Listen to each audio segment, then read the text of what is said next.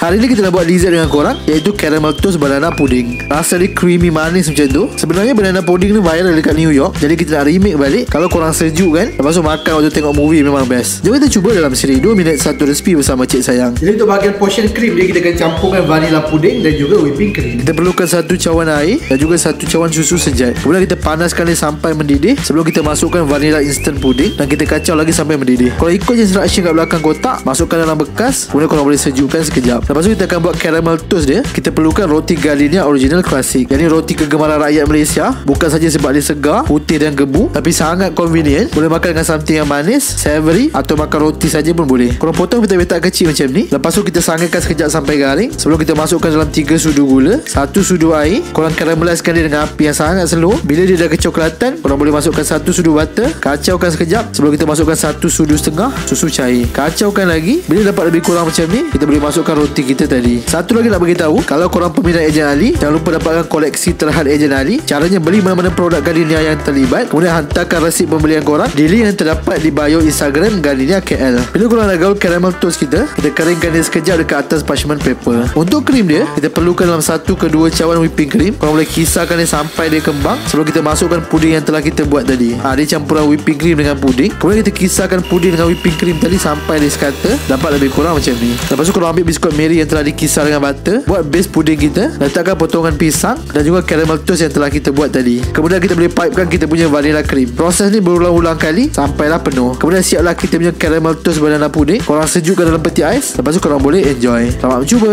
Jom follow kami untuk lebih banyak resipi menarik.